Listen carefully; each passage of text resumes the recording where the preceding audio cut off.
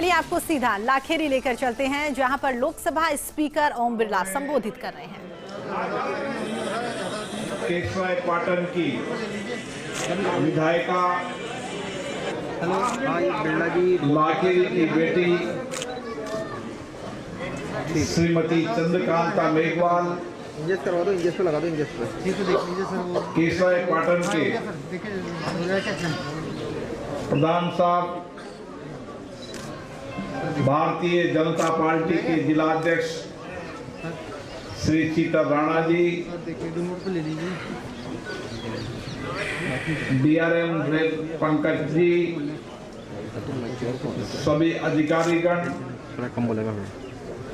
लाखेरी क्षेत्र के सभी वरिष्ठ नागरिक बंधुओं, मातृशक्ति नौजवान साथियों, जनप्रतिनिधि साथियों,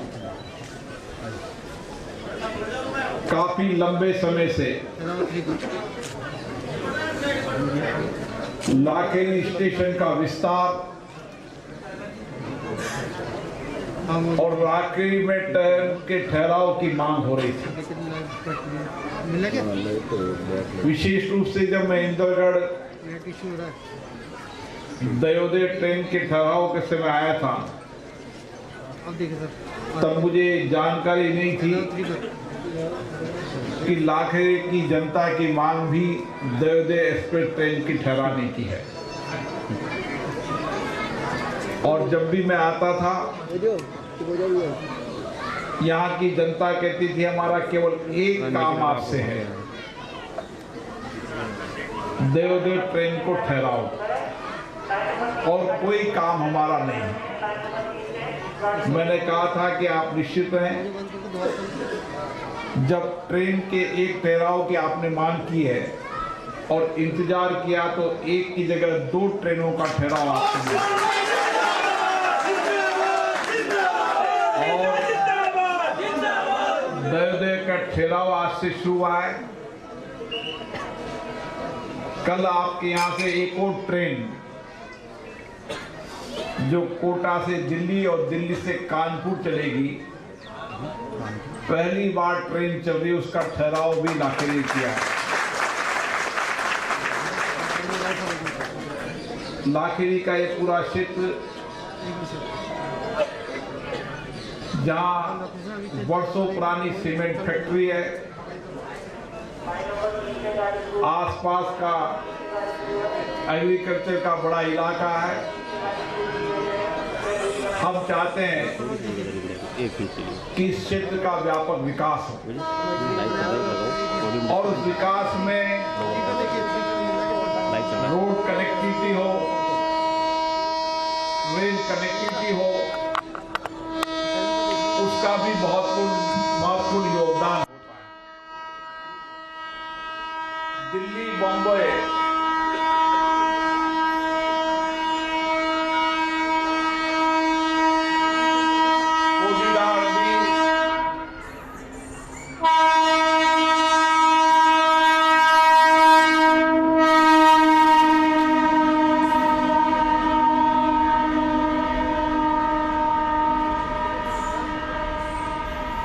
कोरिडोर भी यहां से होकर गुजरेगा। रोड कनेक्टिविटी के रूप में भी ये सारा इलाका एक बेहतरीन रोड कनेक्टिविटी इसकी होगी। रेल कनेक्टिविटी के रूप में भी अभी यहाँ पे अप और डाउन की मिलाकर 20 ट्रेनें ठहरती हैं। मेरी कोशिश है कि यात्रियों को एक प्लेटफॉर्म पर व्यापक सुविधा मिले। और उस सुविधाओं में जब मैं उतरा तो मैंने देखा कि प्लेटफॉर्म बहुत नीचा था और उससे दुर्घटना होने की बहुत संभावना है।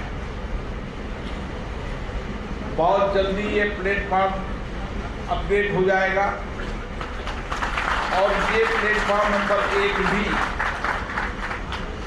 अगली बार अपडेट हो जाएगा। तो इस कार्यकाल के अंदर दोनों प्लेटफॉर्म अपडेट हो जाएंगे ताकि कोई आपको नहीं। उसी के साथ यात्रियों को काफी देर इंतजार करना पड़ता है, इसलिए मैंने डीआरएम साहब को कहा है कि एक बेहतरीन प्रतीक्षालय भी बनाया जाए ताकि एक आधुनिक रूप से पूरी की पूरी सुविधा यहाँ पर दी जाए। अरविंद जी कह रहे हैं कि और क्या दोगे? मैंने कहा कि आपकी जो मांगोगे पूरी करेंगे। यहाँ पर आने वाले समय के अंदर हमने प्रस्ताव भिजवाया है 4.5 करोड़ रुपए का एक इंडोर स्टेडियम भी यहाँ पर बनेगा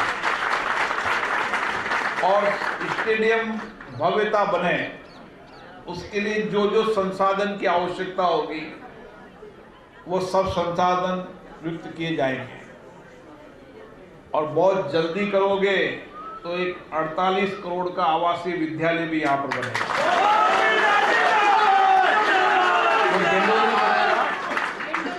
गेंडोरी लाखेरी एक ही बात है केसर पाटन विधानसभा की।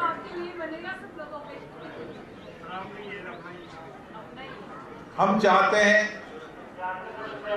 कि इंफ्रास्ट्रक्चर का जहां विकास हो, जहां मानवीय दृष्टिकोण से भी सारे क्षेत्र की जनता को मूलभूत सुविधाएं मिले, हर व्यक्ति स्वस्थ रहे। इसके लिए आने वाले समय के अंदर हर पंचायत और हर गांव के अंदर हम हर व्यक्ति की स्वास्थ्य जांच कराकर और उसका डिजिटल कार्ड बनाएंगे और जिन भी व्यक्तियों में कुछ भी बीमारी है वह अगर कोटा में होगी तो कोटा में, जयपुर में होगी तो जयपुर में, देश के किसी भी हिस्से के अंदर हर व्यक्ति की स्वास्थ्य की जांच कराएंगे और उसका बेहतरीन इलाज कराएंगे। मेरा मानना रहता है कि जब तक व्यक्ति स्वस्थ नहीं रहेगा जब तक जीवन में कोई काम नहीं कर पाए, धन दौलत यह सब हो, लेकिन अगर क्षेत्र की जनता स्वस्थ न हो तो ये स्टेशन, ये रोड, ये हवाई जहाज कुछ काम आने वाले नहीं। इसलिए इन प्राथमिकताओं को भी हमें बदलना पड़ेगा और इन प्राथमिकताओं के अंदर हमारे बच्चों को पढ़ने के लिए अच्छे स्कूल हो। मैं आप सबसे आग्रह करना चाहता हूं आने वाले समय के अंदर हम सारे क्षेत्र के विद्यालयों को एक स्मार्ट विद्यालय बनाएं ताकि एक अच्छी शिक्षा और एक अच्छा संस्कार मिल सके, लोगों के स्वस्थ हो। इसके लिए हर गांव के अंदर हर व्यक्ति का एक बार मेडिकल टेस्ट हो और भविष्य के अंदर उसकी कोई बीमारी हो तो उसका डिजिटल कार्ड हो ताकि वह कहीं भी इलाज करा सके और उसकी पुरानी जांचें वो अगर खो भी जाए तो डिजिटल उसकी पड़ी रहे। आपने मुझे चुनकर भेजा एक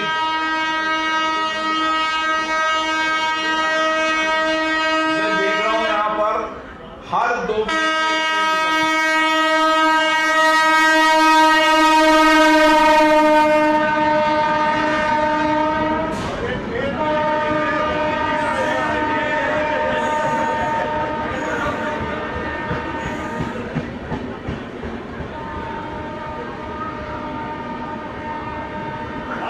और इसीलिए एक जनप्रतिनिधि के नाते मेरी जिम्मेदारी बनती है कि इस क्षेत्र के लोगों को इंफ्रास्ट्रक्चर के रूप में भी और मानवीय दृष्टिकोण से भी सब सुविधाएं मिलनी चाहिए। आज हमने कुछ कैंप यहाँ पर आयोजित किया गया,